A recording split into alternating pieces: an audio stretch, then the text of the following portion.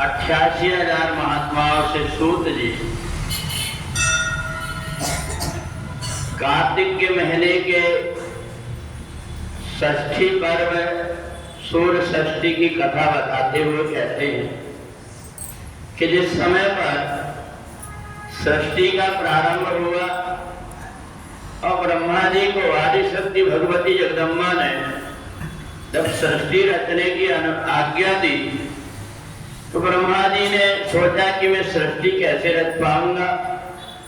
इसलिए ब्रह्मा जी ने अपने आप को 2 भाग में बांट लिया और जब 2 भाग में बट गए तो एक भाग प्रकृति कहलाया। आदि शक्ति भगवती जगदम्बा ने वो जो 2 भाग हुए थे, एक भाग के 6 खंड कर दिया और उनसे कहा कि ये 6 भाग हो गए हैं। इसलिए पृथ्वी में जहाँ पेड़ है, पौधे हैं, नदी है, पर्वत है, इन सब का निर्माण होगा। और जिस समय पर ब्रह्मा जी ने सृष्टि रचना किया, उत्तान बाद प्रियव्रत जब मनु के पुत्र हुए तो जब राजा बना मनु तो उसको बड़ा अभिमान हो गया कि मैं राजा हूं।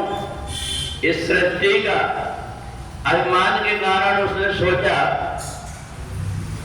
कि पृथ्वी के एक भाग में दिन रहता है और एक भाग में रात्रि रहती है। इसलिए मैं ऐसा करूंगा कि जितने भी पर्वत हैं, पहाड़ हैं, इन सब को मिटा करके समतल कर दूंगा। पूरी पृथ्वी में एक समय में ही सूर्य दिखाई देने लगेगा। पर ये तो आदि शक्ति भगवती जगदम्बा ने ही रचा हुआ था। उन्हें लेकर के और जब चक्र चलाना रथ में बैठ करके शुरू किया तो इतना तेज रथ भगा रहा था, अपने रथ के चाक से जो गड्ढे पड़ गए उनसे समुद्र बन गया। प्रियव्रत सोचने लगा कि मैं पहाड़ को अगर समतल करता हूं तो गड्ढे बन जाते। फिर आदि शक्ति भगवती जगदम्बा ने रुष्ट होकर के कहा, प्रियव्रत, ये मेरी सृष्टि अपने ढंग से बनाई हुई हो, इसलिए तुम इसमें किसी प्रकार का परिवर्तन नहीं कर सकते। अभिमान के कारण राजा प्रियव्रत का जितना राज था थोड़े दिन में सब नष्ट हो गया। उनके यहाँ जब कभी भी पत्नी गर्भवती हो तो गर्भ थोड़े दिन में ही नष्ट हो जाए। अब राजा को बड़ी चिंता हो गई कि मैं क्या करूं। उसी समय आदि शक्ति भगवती जगदम्बा ने कहा कि तुम एक काम करो, कार्तिक के महीने में चौथ, पंचमी और षष्ठी, ये 3 दिन में सूर्य विशेष आभा के साथ में रहता है। इसलिए 3 दिन तक तुम सूर्य को अर्घ दे करके और व्रत करना। व्रत के प्रभाव से तुम्हारा जो राज्य क्षीण हुआ है वो भी, और तुम्हारी संतान जो बीच में ही समाप्त हो जाती वो भी दूर हो जाएगी।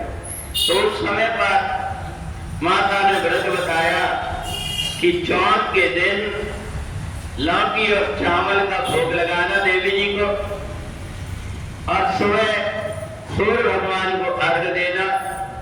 पंचमी के दिन भी अर्घ दे करके गुड़ और चावल का मीठा भोग लगाना, और भोग लगाने के बाद में षष्ठी के दिन और पंचमी की पूरी रात ये व्रत करके और षष्ठी के दिन सूर्योदय और सूर्य अस्त, इन दोनों को जल दे करके व्रत का समापन करना।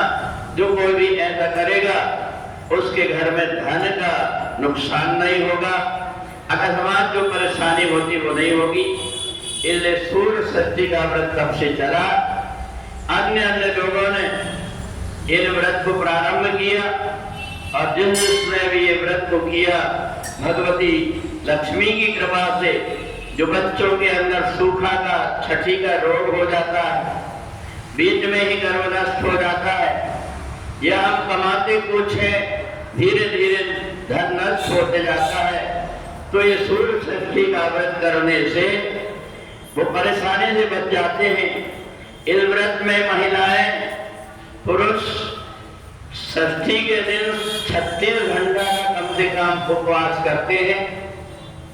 परंतु सूत जी ने कहा कि शरीर की स्थिति को देख करके जो व्यक्ति अगर षष्ठी का व्रत न कर पाए, 3 दिन अगर वो सूर्य को अर्घ दे देता है तो भी उसको वही पुण्य मिलता है जो 36 घंटे व्रत रखने वाले को होता है। इसलिए आज से ये सूर्य षष्ठी का व्रत है, तो 3 दिन तक, जिसको आज नहाए खाए बोलते हैं, कल का दिन खरना बोलते हैं, और इसके बाद में परसों का पूरा दिन भगवती जगदम्बा की याद करके सूर्य को अस्त होते अर्घ के दे करके और फिर व्रत की समाप्ति की जाती है। तो इसलिए जिससे जैसी भी श्रद्धा बने, अगर कोई व्यक्ति अपनी श्रद्धा के अनुसार करता है उसको उसका पुण्य मिल जाता है। बोले सच्चिदानंद भगवान की।